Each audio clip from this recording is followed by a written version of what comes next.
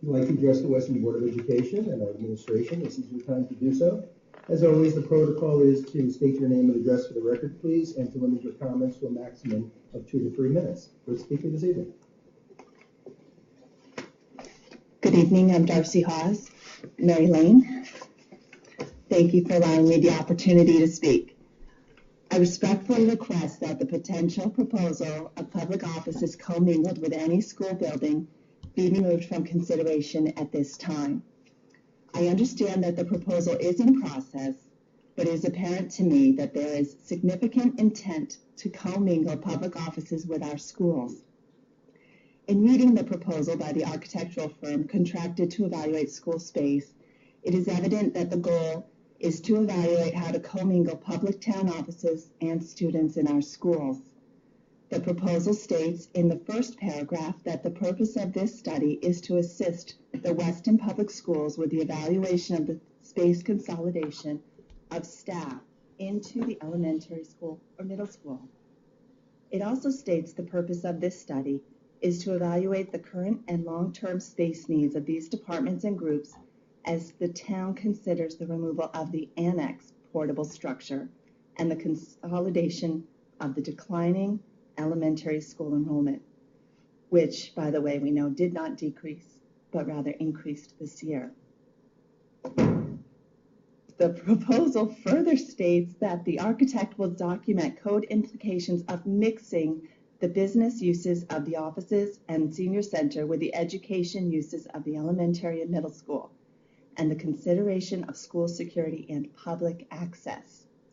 Included in the proposal is also a cost estimate for the site parking modifications related to the municipal uses of the elementary and/or middle school. In fact, the Weston Public Schools Strategic Plan adopted in October 2012 states the following tactics and tasks.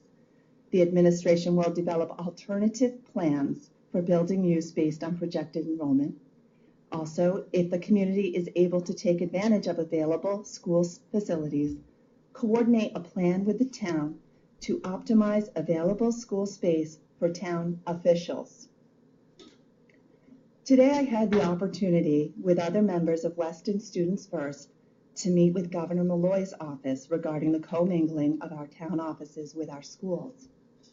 It is appalling to me that we have to appeal to our state officials for help in ensuring our schools at least maintain, if not increase, the barriers between our students and outsiders, rather than jeopardize their safety by inviting the general public into our schools with our children.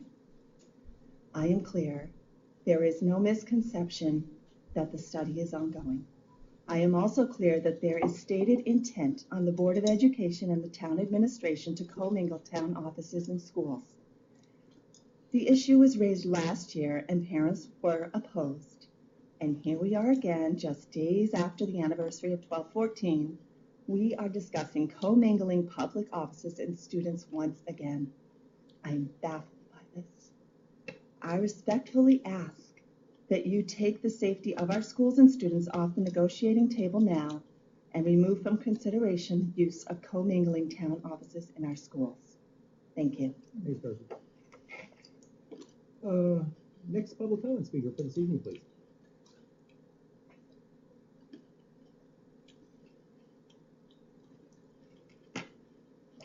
Good evening. My name is Katie Gregory. I live at 7 Farrell Road. I sat in the same chair on November 25th, asking for the Board of Education to eliminate commingling as an option in the current discussion of the space feasibility study. Just 3 weeks ago, 21 days. In that short time, what has occurred? November 26th, sickening headlines read that a Fairfield man planned to take Roger Sherman Elementary School children hostage and torment them. December 3rd, a Fairfield man, William Dong, prompted a lockdown at the University of New Haven. The authorities found 2,700 rounds of ammunition and news articles of the Aurora, Colorado theater shooting in his padlocked bedroom. December 13th, the eve of the Sandy Hook Massacre anniversary, we learned of a school shooting in Centennial, Colorado. and the headline screamed, "Again." We all want to wish and say that Sandy Hook was an isolated event. But here in just 3 weeks since I sat before you asking you to put school safety above money, we experienced 2 close calls occurring practically in our backyard and yet another school shooting. I, along with other concerned parents, met with Governor Malloy's office today, asking for his support of our opposition of co-mingling. We will continue to reach out to state and federal leaders for support. We have also contacted the newly formed Connecticut School Security Infrastructure Council and are requesting they include guidelines prohibiting co-mingling in school building projects. A year ago, the BOE voted unanimously to table indefinitely the co-mingling of town and schools in Hurlbut's North House. I might interject here that 6 months is the shortest indefinitely I have ever experienced in my life. Dr. Palmer stated there is a new normal for students, faculty, and administrators. In a January 4th interview, Dr. Palmer stated that schools are required to look at things through a new lens. That is what the concerned parents are asking of you. We once again request that BOE eliminate co-mingling as an option in the current facility study.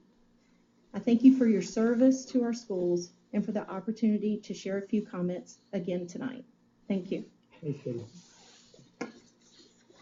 Other speakers? Next speaker for public comment this evening. Going once? Twice?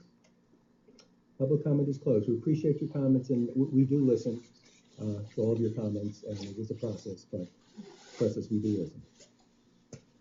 Okay, let's